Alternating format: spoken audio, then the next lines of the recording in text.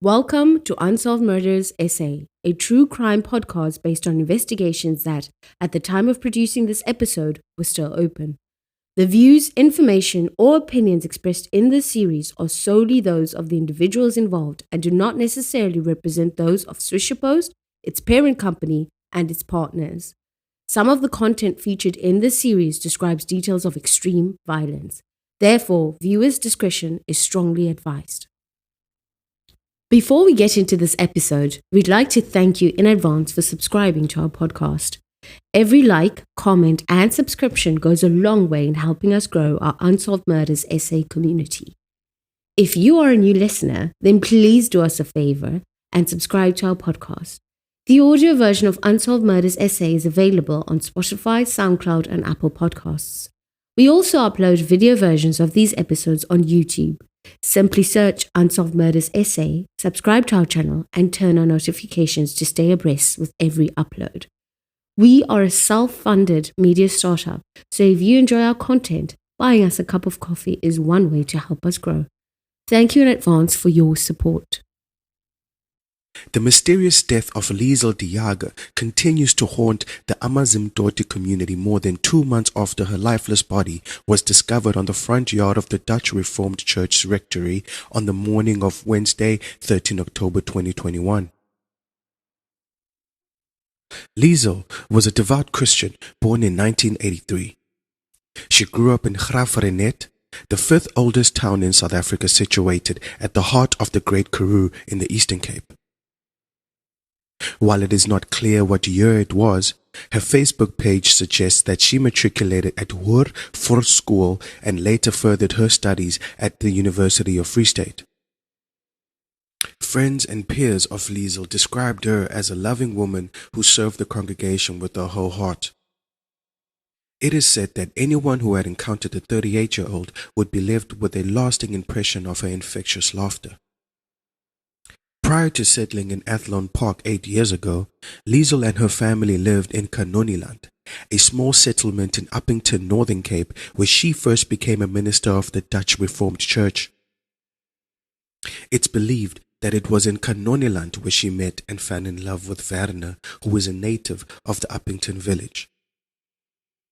The untimely death of Liezel continues to baffle detectives. Who would want to end the life of a fun, loving and kind mother? From the details of the evidence found so far, a strong argument can be made for the fact that her murder was premeditated. But who would harbor such a vendetta against a pastor whose sermons touched and healed many NG Kerk churchgoers in Amanzimtoti? Liezel left the Dutch Reformed Church's rectory at approximately 4:45 a.m., where she lived with her husband and 2 young daughters on the morning of Wednesday, 13 October 2021, to go jogging with 2 friends. Anyone who knew the 38-year-old understood what an important feature health and fitness was to her lifestyle. According to Alan Payne, chairperson of the Amanzimtoti Athletics Club, the trio was gone for about 40 minutes. Reflecting on his last encounter with Liezel, he said, open quote, "When she got back, we had a quick chat. Then she got in her car and left. The other joggers left in their own cars," close quote. Eyewitnesses who saw Liezel that morning say she got into her car at around 5:40 a.m. and took the 5-minute route back to the rectory. According to police reports, the person who stumbled on Liezel's body was her husband, and he had alerted their local security firm at approximately 7 a.m. When police arrived at the scene, Liezel's body was found sprawled below a staircase next to the driveway. A bent metal toy spade, believed to be that of her children, was found next to her body. Her handbag was still hooked over her shoulder, and her car keys and cell phone were lying on either side of her. Robbery was immediately ruled out as a motive since her personal belongings had not been taken. At first glance, police observed strangle marks and a sharp cut around the victim's throat, supposedly caused by the metal toy spade. In an article compiled by Johann Scott and Carla Kutsia for You magazine, it said that Liezel met her violent death only a few meters away from her home, where her daughters were playing inside. Helena Hakanen, a Finnish psychologist and expert in the studies of narcissism and psychopathy, wrote extensively on murder by manual and ligature strangulation. In Chapter 4 of Criminal Profiling, International Theory, Research and Practice, Helena explains that in strangulation, the cause of death is cerebral hypoxia secondary to compression and thereby an occlusion of the vessel supplying blood to the brain. More interesting was her profile of a killer who uses manual strangulation to do away with their victims.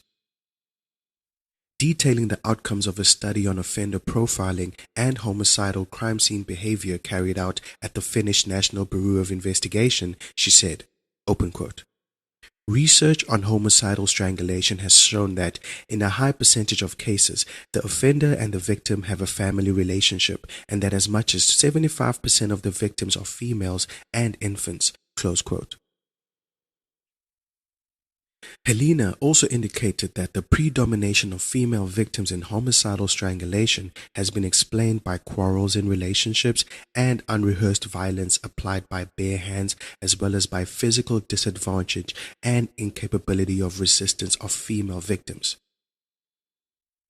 Therefore, it is not outside the realm of probability to suggest that Liezel, a healthy and physically fit woman in her late 30s, could have been overpowered by a male figure who was of a bigger stature than her, and most importantly perhaps, had intimate knowledge on her daily schedule.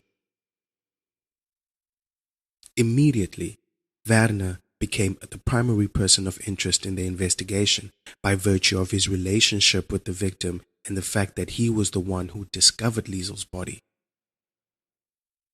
An anonymous source who spoke to You magazine described the victim's wounds that were observed at the crime scene as follows, open quote, "Her throat had been cut and there was blood around her neck, presumably caused by the children's spade when it broke while she was being choked with it."